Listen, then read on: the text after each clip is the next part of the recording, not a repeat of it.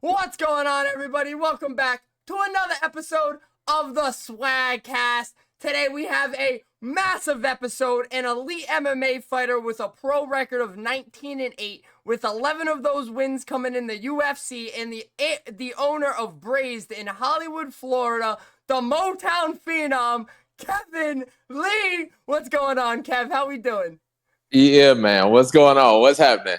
What's Bro, happening? I'm so excited to have you on. When I saw you tweeting the other night, you were going crazy the other night, by the way. We'll get into everything, how to monetize Twitter Yeah, and everything. I got you. I got a little yeah. plan for you. However, Oh, you okay. however, I was more exciting than ever to even get a response by you. I remember when you got your, well, not really your start, but when the people learned who you were, when you started Yep, coming at Michael Chess's mother. However, we'll get into all of yep, that. We'll get into all of that. yep, yep. Um, That was the big one. That was the start so, off. That was the jumping point. so, however, you definitely don't know this, but I'm a massive pro wrestling fan. So I always Okay. wondered if you were related to WWE's Wes Lee. I could have easily Googled this, but might as well ask you since I have you here. Nah, not at all. He Not at all. I'm not related to no pro wrestlers. he There is a resembles. guy named Keith Lee, Okay, who's a pro wrestler too, but nah, that's not yeah, my brother. but see, I knew Keith wasn't related to y'all, but Yep. Wesley looks like you. He's got like that resemblance.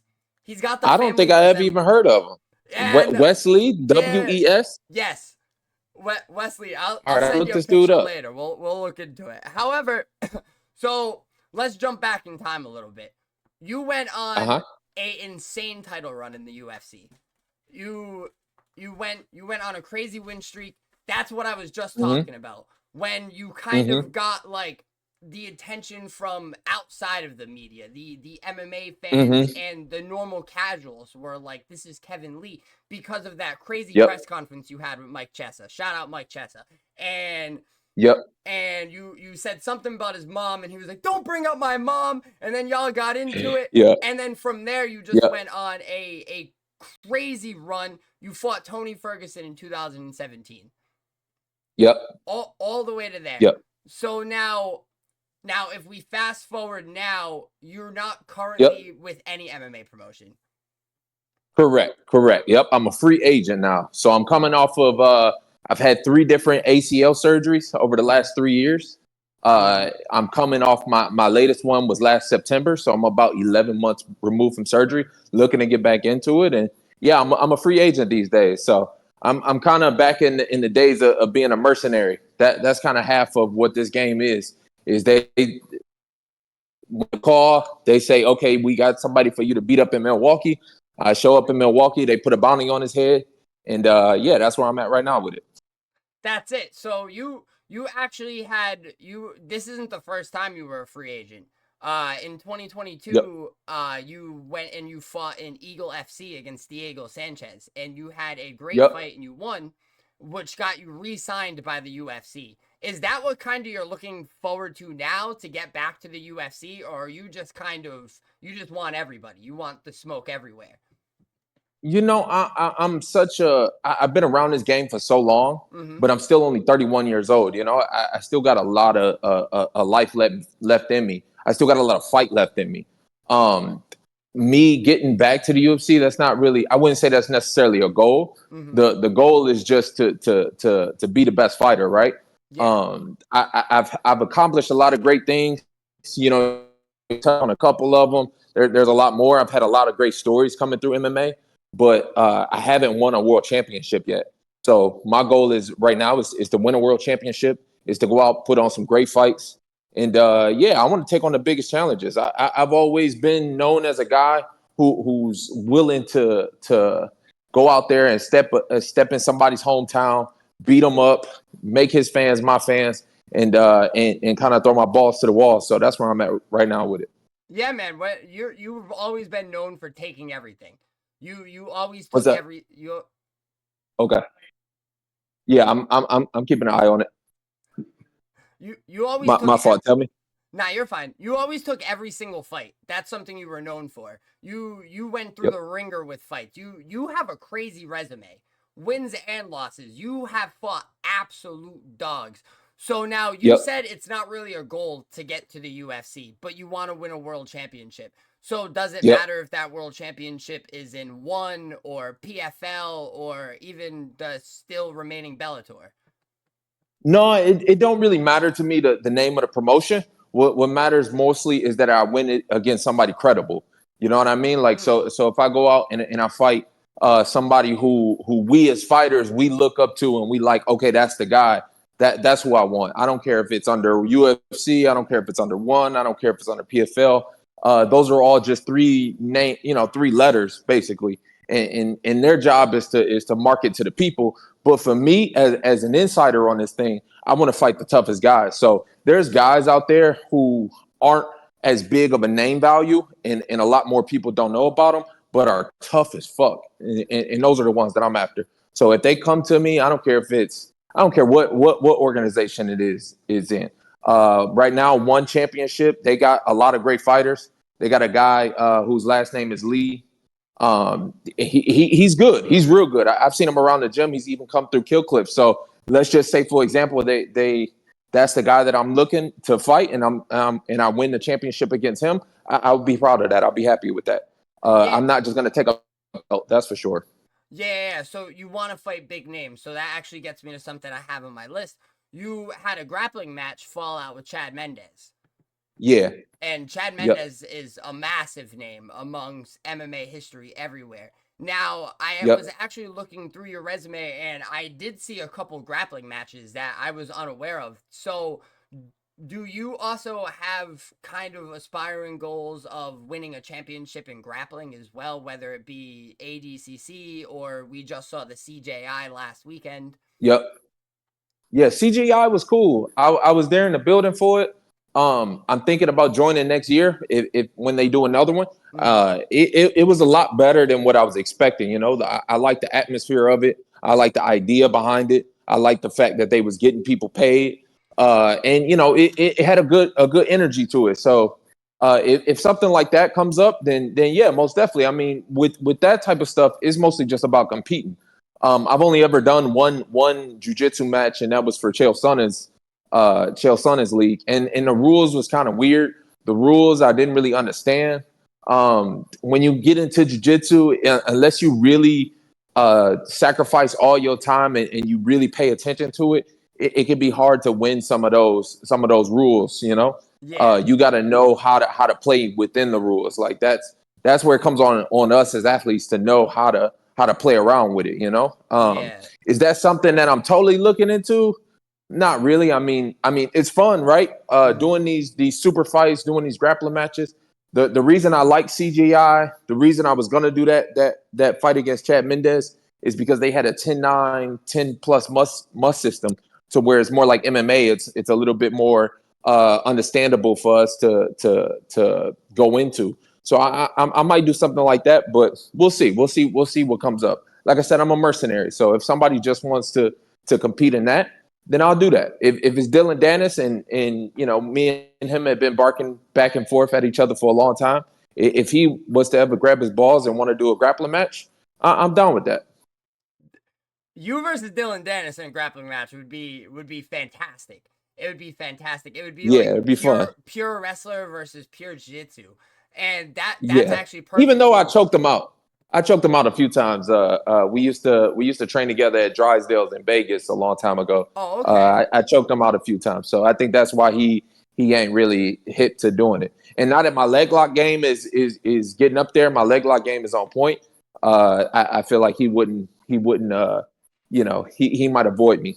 No, I actually had no idea you guys trained together. So you've whooped his ass before, and you're just like, let me get the easy Yeah. payday, Dylan. Like pull up. Yeah. Ask him about it. If you ever get an interview with him, ask him about it. Ask him about all the times that we trained together at Drysdale's and who came out on top.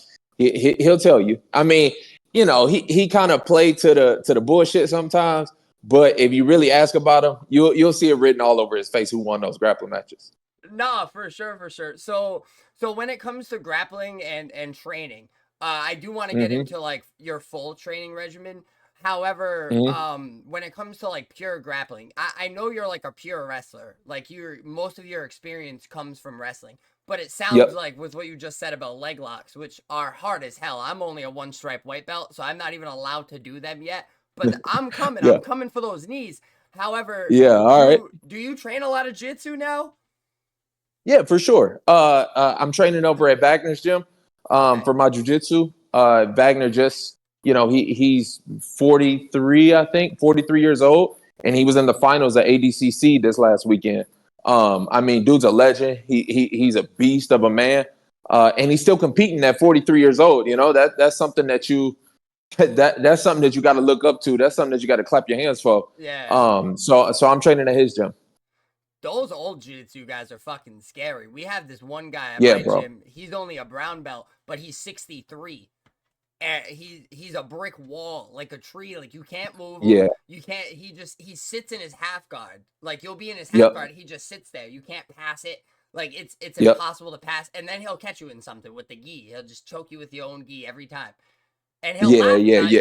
He has this little saying where he's like, haha, got you with your own gi. And I'm just like, shut up, man. Like every time, this old bastard, man.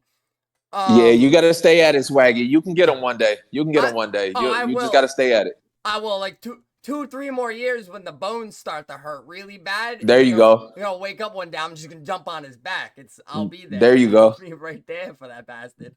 There you go. So Give it time, my baby. hell yeah. So right now you're on the bike.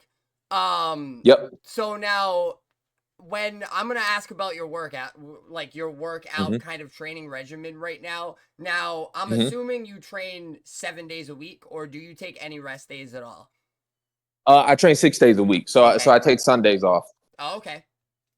hmm So what kind of goes into each day of training? Is it kind of 2 a days, 3 a days, or do you kind of get everything done in one shot? Or certain days dedicated to just cardio, certain days you're in the Yep. cage? Kind of bring me through So that. right now, like I said, I'm coming off this knee injury. Mm-hmm. You got to be careful around these types of things, right? Yeah. And just the fact that I'm 31 years old now, so I'm learning how to manage my body a little bit better. So right now, without a fight book or anything, I just train once a day. Mm-hmm. Whether that's mostly it's at Kill Cliff. I train with the team. I stay involved with the team. I stay going up against those guys who are getting ready to compete, and that keeps me sharp. So, we'll either dedicate a day to wrestling, we'll dedicate a day to jiu-jitsu, we'll dedicate a day to sparring or to technical striking. And then I try and supplement at least 2 times a week with lifting and cardio. Today is a lifting day, so as soon as I'm off the phone with you, I'm gonna go over there and lift legs a little bit. I got to try and get my legs back underneath me. Yeah, absolutely. So especially coming off of an injury, I'm assuming your diet gets a little bit cleaner, or maybe it was clean the entire Yep. time. Can you kind of bring me through your diet and maybe some kind of supplements you're taking as well, if any at Yeah, all? that's interesting. That's interesting because this whole year, pretty much since the start of 2024, I've really changed up my diet a lot, and I feel a lot better. I'm kind of going. Everybody's talking about going a carnivore route, and I've really tried to go that route a lot more. I've tried it where for almost 2 weeks I ate nothing but meat. And now I added back in the veggies and fruit. But I still stay away from any grains. I still stay away from any rice, any potatoes, anything like that. And honestly, I feel a whole lot better with it. My energy levels are great. Uh, you don't get that crash. I've been almost kind of watching my blood sugar, if that Mm, makes sense. yeah. I've been reading up a lot about maintaining blood sugar levels, certain things that you can do, certain especially with vegetables, they do a great job of maintaining your blood sugar. And I think that's might have been one of the reasons why my energy levels before have been up and down, and Mm-hmm. now it's a lot more stable. So yeah, so to answer your question, a lot of meat, and I supplement that with fruits and vegetables. Now, when you talk about actual supplements like pills and stuff like that, I don't really take a lot. I take some of those fat burners. I kind of like those. They got like like a lot of caffeine. I'm kind of a caffeine addict these days. I gave up the weed. I gave up the alcohol. I don't do nothing like that. So I'm just on straight caffeine. I'm on about maybe 4-5 cups of coffee a day, and then those fat burning caffeine pills. Those get me going. Hell yeah. I'm a big Yep. coffee guy. I drink about 4 cups of coffee a day. Yeah. Coffee is like life. Some people Yeah, tell me all gang. the time you can't live on caffeine. And I'm like, no, you can. You just probably don't do caffeine, you know. Yeah. Yeah. You just the trick that I've found is you just never get off of it. You know what I mean? Like people are like, oh, you got to worry about the crash. Well, just keep drinking more of it. There's not a day that goes by that I don't drink coffee. I don't think there's been one day in 2024 since I haven't drinking a cup of coffee. So now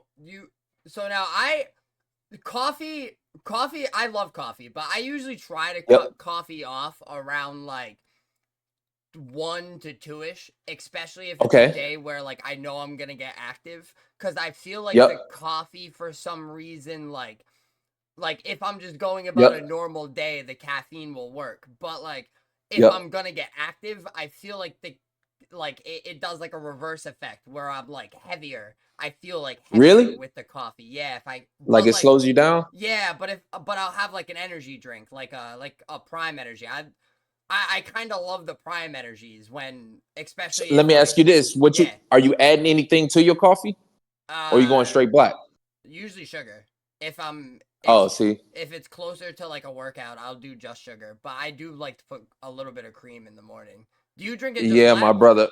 Yeah, just black. You gotta go just straight black. The sugar is what the crash is. The crash ain't from the caffeine. It's from See, that sugar. I got that dog in me, but like a little dog. Like you to drink black coffee, you need like you need that big dog in you. Like you you, like. you just gotta work up to it. You got it. You got it, my baby. You gotta work up to it. The Ethiopian kind is the best. I know you ain't that dark skin, but you can do it. Yeah, no, I burn in the sun, brother. It's not a good time. Yeah, nope. However, so But now what? just on that training, since we speaking on training, there is something that I was just talking with my team yesterday, and we're gonna start to put together a course. Okay. Um, like I've got a lot of fights. I've got over 30 fights. Mm, And every time you do one of these fights, it's a new lesson that you learn. You know, you learn a lot from the wins, you learn a lot from the losses. So it's time I start kind of sharing that knowledge a little bit. So we're gonna put together a course on school. I think it's SKOOL. I'm actually going to start filming it coming up this weekend and then going into next week to where I'm going to break down techniques. I'll break down exactly what I know from MMA as far as how to defend yourself, how to win a fight, uh, special tactics that you'll use during a fight, and strategy. I don't feel like a lot of people really break down strategy too well. So yeah, so that'll be coming up. yeah, no, that's awesome. That's I'm really glad you brought that up too, because that's something I wanted to dive into a little bit later on. Is like the Hmm. content, because you mentioned on Twitter the other night that you have all of Yep. these followers across all of these platforms, but you don't really know how to like monetize the Right. content, or even how to go about like doing the content. But like that right Right. there would be like that's like a great idea for content, because people will want to see that, Yep. or even just you like at the gym, or data, Yep. or like making a protein shake, or just going Yep. about like day to day Kevin Lee stuff. Like people would love to Yep. see that type of shit, you know. Like I feel like Yep. you could almost do anything in the fight space, and people will Yep. want to watch it just because of like your accolades and the things we've seen you do in the past. Yep. Yeah. I had a good conversation with a friend yesterday who kind of put me on that game. And like I said, it's about time, and it's about time that I kind of share some of this knowledge and not just keep it. So yeah. So in that, it'll be strength and conditioning workouts. It'll be more nutrition. It'll be something that I kind of keep adding videos to it and make it over the long run. You know, we'll start off with maybe 7 good videos just to start off, just to give a base and a foundation, and then over time continue to add on and on. because there's a lot of stuff that you learn through going through this shit.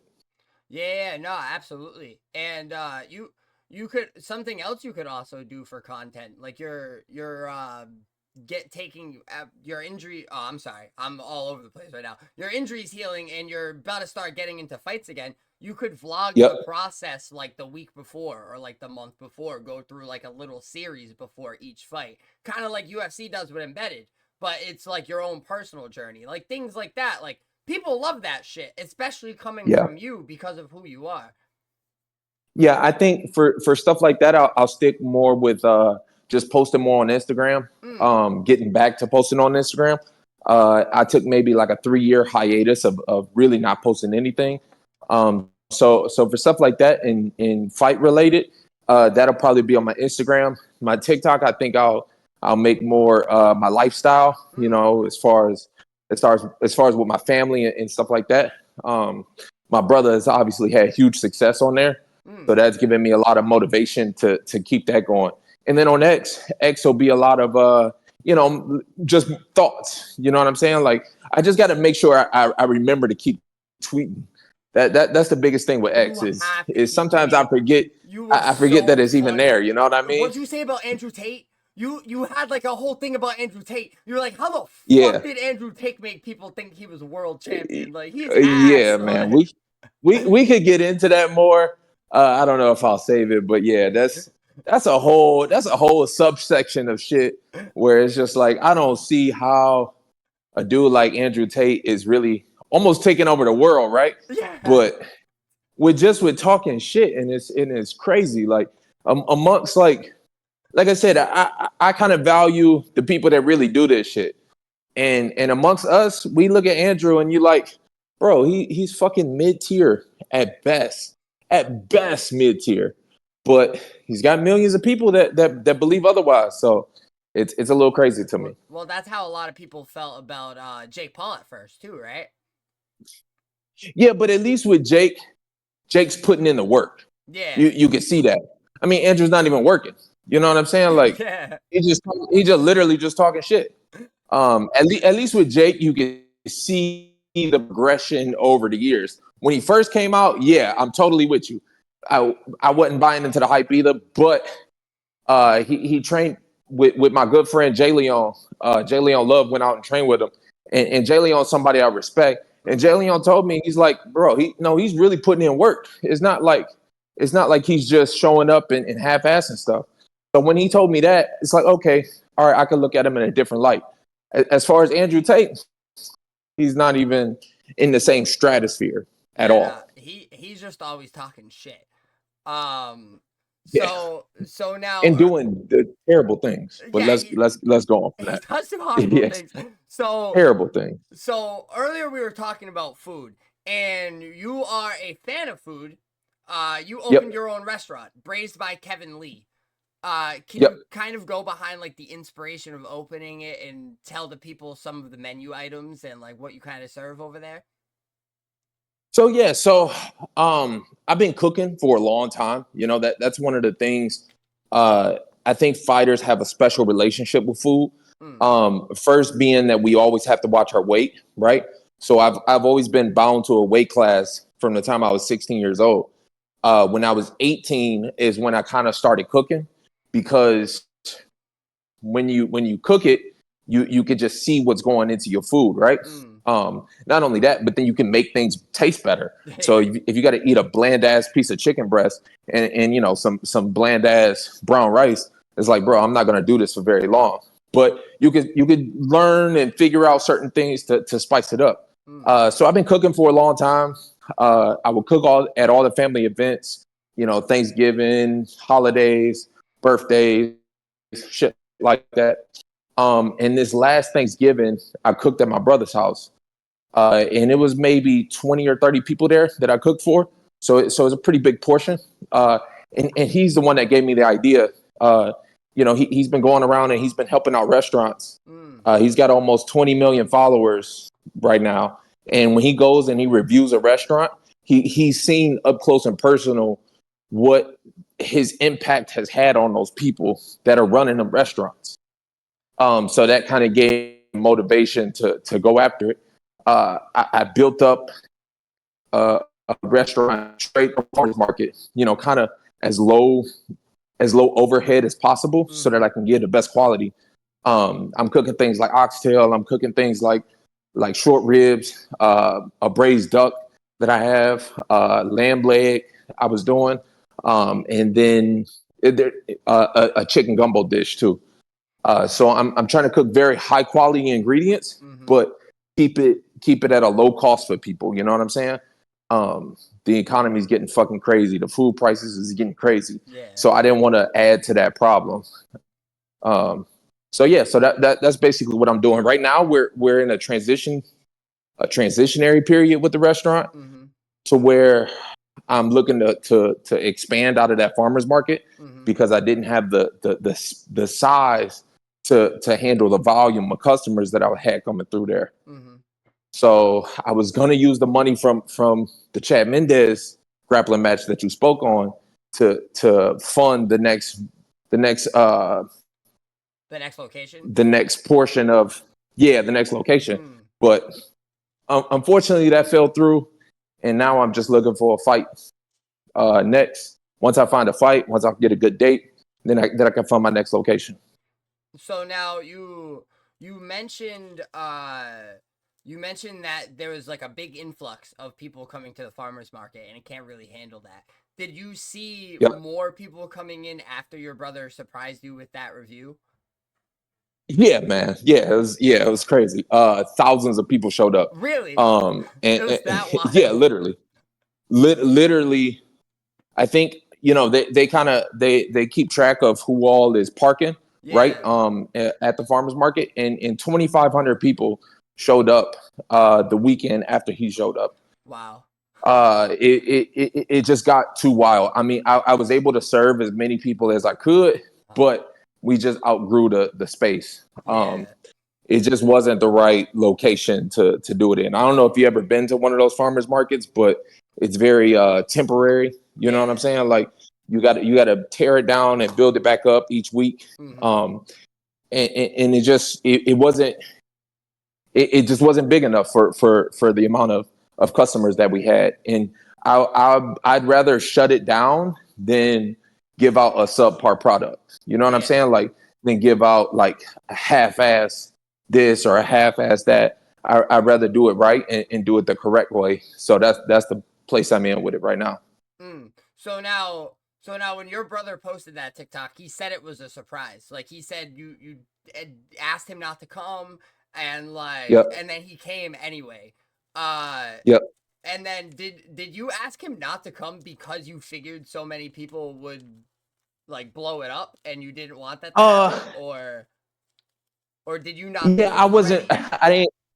I didn't think I was ready for that volume, I knew just from what he had done in other people's places, the amount of volume that was going to come through. And anybody who cooks for real knows it's a big difference cooking for 20 people and cooking for 200 people and cooking for 2,000 people. You know what I'm saying? Like you need a different level of organization. You need a different level of logistics to make that happen. So yeah, I mean, I'm blessed that I got to experience that. I'm blessed to see that was that's an avenue that I can go down. But right now, I got to expand more. It takes money to make money, and I'd rather not take it from my people. I'd rather not take it from my customers. I'd rather go out there, earn it with my own two fists, and then give it to them. You see what I'm saying? Yeah, absolutely. So now, is it just you working the entire restaurant? I know you cook all the food, but do you also take the orders and like do all of the stuff like that, or do you have staff members now? I was before he came, and then after he came, I had to hire. I had three people help. Yeah, it was no way I could do it by myself. No way in hell. So now when you expand, are you looking to still be the only one that cooks the food, or are you gonna bring some chefs under your wing to kind of like show them exactly how you want it done and then hope it gets done like that? Yeah, that's a good area that I'm still kind of thinking on. I don't know. I would want to bring a in and teach them and train them. Is just you got to trust the person to put out the right quality. I think I'll be hands on at least for the first year of going into the business. And then after that, if I feel comfortable enough, then I can take a back seat. But for the most part, right now at least, I feel more comfortable me being the one to do it. And I got a sous chef that helped me, that just kind of assisted behind me. But honestly, he ain't do that. he didn't have that same touch. You know what I mean? It's got to be. It's just like fighting. Everybody cooks a little bit different. Even if you could teach somebody how to throw a perfect jab, their jab is going to be slightly different than yours. It's the same way with cooking. You could teach somebody how to cook the perfect oxtail, but it's still going to be slightly different than yours. So before I give that stamp, it's got to be the right person. Yeah, no, absolutely. I can imagine how difficult it would be to find another chef and trust them to do it and put the love and effort that you put into it. Yep. So while I was researching your restaurant, another restaurant came up. There's another cook. He was on a Gordon Ramsay show, and his name is Kevin Lee. Yeah. Yep. Did you know about Kevin Lee, the cook? So there's one from Oklahoma. Yes. I think is the guy that you're talking about. Yes, I'm talking about the one from Oklahoma. Yeah. Funny enough, I heard about him because I went out for MasterChef. I filmed 2 episodes of MasterChef, the Gordon Ramsay show. Yeah, they for this last season, for the 14th season. Oh shit. Yeah, they had Team Millennial, Team Gen X, Team Boomer, or whatever it was. But they couldn't use me because I'm of my ties with the UFC. Technically, I signed over the rights to my likeness to the UFC. So, I did 2 episodes with it, but they couldn't use it. And then that's how I found out about the guy, Kevin Lee, because everybody thought that I was him or he was me. And turns out there's a whole other guy out here. I got a doppelganger. Yeah. He out here cooking. Cause I clicked on him at first, and I was like, I saw Oklahoma, and I was like, Kevin Lee's not from Oklahoma. And then I scrolled and I was like, that's not Kevin Lee, but it is Kevin Lee, just not you. God works in mysterious ways. There's a Keith Lee that is a pro wrestler, and there's a Kevin Lee that's a chef. And Keith is in the food industry, and I'm in the fighting industry, and it's strange. God works in mysterious ways. It's crazy. Keith was a fighter too, your brother. Yep. Absolutely. So now this blew my mind. You said you signed your likeness over to the UFC. Dude, I didn't know they did that. I didn't know they, like, when you signed a contract, you were signing your likeness over. I automatically assumed, since, like, you're an MMA fighter, and since there's so many promotions, like, they would never try to take the likeness, just because, like, it's not like you're a pro wrestler. You can just change name to name when you go to another promotion. Like, I just feel like that's like very odd. No, and I don't know how much on this I could speak on, but I mean, who's really gonna get me in trouble, right? But yeah, that's part of the deal that you sign. So, like, take for example, when everybody's kind of pissed off that they're not using Francis Ngannou's name as part of the UFC, right? And people are asking Dana those questions. Sometimes legal gets involved, and they say, okay, PFL owns the name Francis Ngannou now. Legally, we can't use it because they'll come back to us and they'll say, okay, that's our guy, y'all. You're not able to use his likeness, his face, his name. Sometimes it's not all on, the promotion. Sometimes it's legal gets involved. And that was kind of, like I said, I don't know how much I can speak on this. I might get sued. Yeah. But don't come for me. Sue me. What y'all want? Yeah, fuck it. Come for me. Don't sue me. You're not getting nothing if you try to sue me. I ain't got it. However, they ain't getting shit if they try to sue me either. Shit, fuck it. We ain't got it. Fuck it. We out here. Have it. We ain't got it. We ain't got it like that, no. So one thing you kept mentioning throughout the episode, you kept saying that you're 31. And Yep. I just talked to Mike Davis, who's a UFC lightweight, and he's 31, and he told me that he hasn't even touched the prime of his career yet. Right. I believe we haven't seen the best from you either. Do you feel like that as Right. well, or do you think you've already hit it? No, I think I definitely got a lot more big moments in me. Okay. Just from my performance in the gym, not only in the past but now, I'm able to put on. I'm able to be faster, stronger, and more technical than I was when I was 25. Mm-hmm. Uh, and I think honestly, me not fighting so much these last few years is going to be a good thing. You know, I've given my body a lot of time to heal without really taking any punches or taking much damage. So yeah, I definitely think that I got more primes coming up. I just heard something stupid that I think it was Michael Bisping that said it.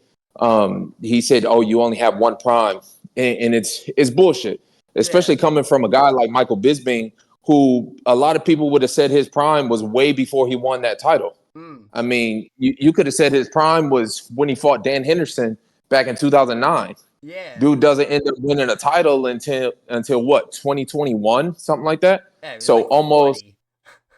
yeah, he was like 40 years old, almost 11 years later. I look around, I see so many guys in their 40s now that are still able to compete at a top level. Well, look at And Glover. at 30, yeah, Glover Teixeira is a great example. Like I said, I'm around. Sorry, Nah, you're good. I'm around. Damn, why am I drawing a blank right now? I'm around Wagner Rocha Mm. every day, and he's 43 and is in the ADCC championships against guys who are known to be juiced up. You know, Oh yeah, juice to the so gills. yeah, I mean, this is jujitsu. They're juiced to the gills. So he's taking on 25-year-olds that are juiced up, and he's still beating them. So yeah, I don't really buy into the whole age thing. I think age is bullshit. I think age is just an excuse that some people make up. In my heart, I still got a lot of fight left in me. So we gonna ride this thing till the wheels fall off. I think I did make a tweet the other day where Gamrot is 34, but he's considered a prospect. Mm-hmm. I mean, any UFC lightweight, all these guys are 34, 35 years old. Yeah, they're all. Chandler's like 35. I think Dustin's maybe 36.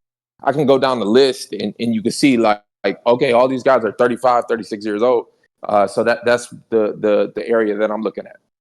Yeah, I feel like that's the top 10 for a lot of divisions. We're finally getting to the point where they're all like getting to their late 30s, mid 30s, late 30s, because the top 10s of Mm-hmm. most of the divisions have been the same for the last 5, 6 years. We Yep. haven't seen much changes except like flyweight, welterweight, maybe a little bit, but other than that, and then Yep. the heavy guys. But that being said, before you mm, move on, at 31, I do recognize that this is my time. You know, mm-hmm, this next run has to be my greatest run. You yes, know, I'm not delusional to say that I got forever, but for sure that's not the case. I got to make the most of the time that I got left. And at 31, this is the time to really hit it hard and really go hard. So yeah, I'm not letting that slip through my fingers. absolutely, and I do wholeheartedly believe that you got that dog in you, and you could get in there and make an absolute killer run in any promotion you get into. So with that all being said, I know you said you'll take whatever, and you've always been known for that. But who do you want next? I know you have names in your head, like who do you want to go beat the dog shit out of? There's a lot of guys.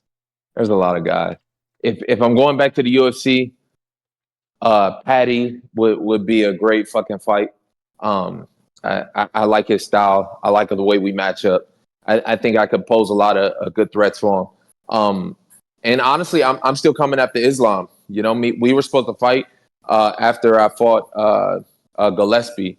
We were supposed to fight in January that year. I ended up fighting Charles Oliveira instead. Mm. Um, so yeah, I mean, as crazy as it sounds, I'm still gunning for the champion because I feel like I never got that chance with Khabib, and it'd honestly be a shame if I go my whole career without fighting one of those guys. So yeah, I mean, again, I'll take. For me, it's about getting a win now, and it's getting back on the right track. Part of doing that jiu-jitsu match with Chad Mendez is to show where I'm at with it and how I can compete at the top level. These people aren't seeing me in the gym day in and day out. They don't know. So my next fight would be a showcase fight and show people where I'm at. Okay. So you're actually the second person in a row to call out Patty the Batty on this podcast. That's crazy. Everybody wants to beat up Patty for some reason. He's very hittable. Is that what it is? He sucks. I mean, he's got decent jiu-jitsu. It's decent, but he sucks. He's got UK jiu-jitsu. It's a different level.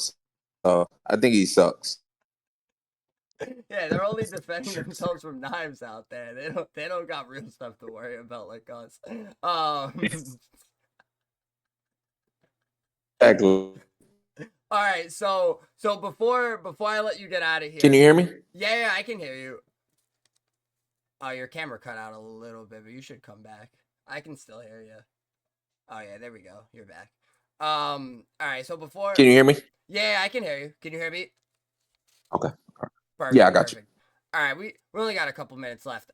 Before I get you out of here, I'm surprised you didn't. Well, maybe I'm not surprised because he's lost 8 in a row. But you don't want to try to avenge that loss against Tony Ferguson, or do you just not want to see him in the cage again either, amongst the rest of the MMA community? We just want him to put him down.